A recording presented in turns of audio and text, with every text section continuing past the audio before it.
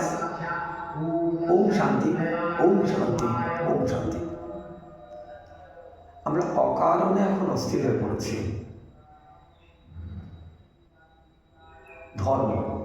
ধর্ম যুদ্ধ এটাকে বলা যেতে পারে, কিন্তু ধর্মটা কি? ধর্মটা এখানে কর্ম। গীতা যেটা বারবার উল্লেখ করেছে, কর্ম। বর্তমানে যদি আমরা মার্ক্সের কথাতেও যাই, তাহলে কি বলছে? কর্মই প্রধান। তো কর্ম দিয়ে মানুষের ধর্ম বিচার হয়, যেটা আমাদের বেদের সময়ে যে উল্লেখ আমরা পাচ্ছি। চারটে বর্ণ কর্ম দিয়ে তৈরি হতো। পরবর্তীকালে নানা মতাদর্শে, নানা মতে, নানা মহাপুরুষের জন্মে নানা রকম ধর্ম সৃষ্টি হয়েছে, কিন্তু মূল ধর্ম সনাতন, আদি অনন্ত মানুষের যা ধর্ম, তার কর্ম দিয়ে নির্ধারিত হয়। আমাদের সনাতন ধর্মে, গীতায়, বেদে যা বলা হয়েছে। সেহেতু ধর্ম বিদ্বেষ কিসের জন্য? সব ধর্মে বলা হয়েছে সব ধর্মকে সহিষ্ণু হতে। সেহেতু যে মনের ইচ্ছেতে কোনো ধর্মে, কোনো কথায়, কোনো আদর্শে অনুপ্রাণিত হয়ে যদি কেউ কোনো দিকে যায়, সেদিকে যেতে পারে, কিন্তু পর ধর্ম অসহিষ্ণুতা কেন? ধর্ম সংস্থান পুনরার্থায় সম্ভবামি যুগে যুগে, যেখানে আমাদের গীতায় বলা হয়েছে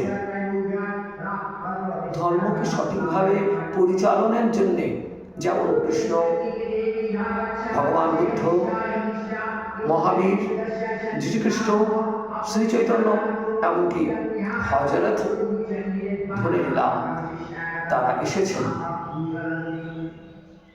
তাদের কোথাও কিন্তু বলা হয়নি ধর্ম নামে দুষ্কর্ম করতে। আজ ধর্মের নামে দুষ্কর্ম বন্ধ হোক।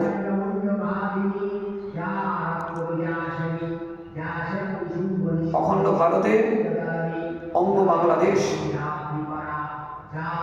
এই বাংলার অঙ্গ বাংলাদেশ, সেখানে কিসের এত ঘৃণা, কিসের এত ঘৃণা, কিসের এত রক্তাক্ত হিংসতা?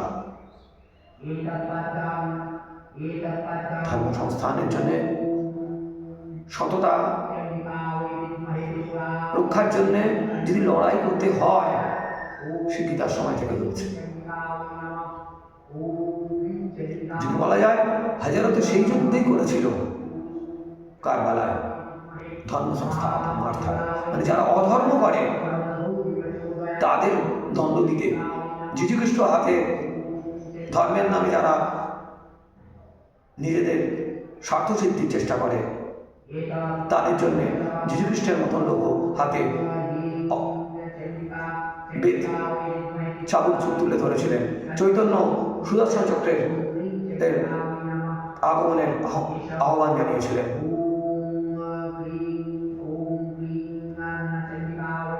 শান্তি হোক, শান্তি হোক, শান্তি হোক।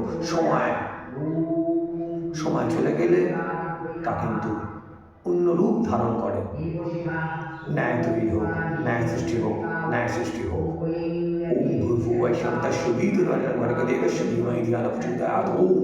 আমাদের প্রকৃতি যেন সুন্দর, সুফলা, সুন্দর হয়ে ওঠে। প্রকৃতি আমাদের ঈশ্বর, প্রকৃতি আমাদের দেবতা।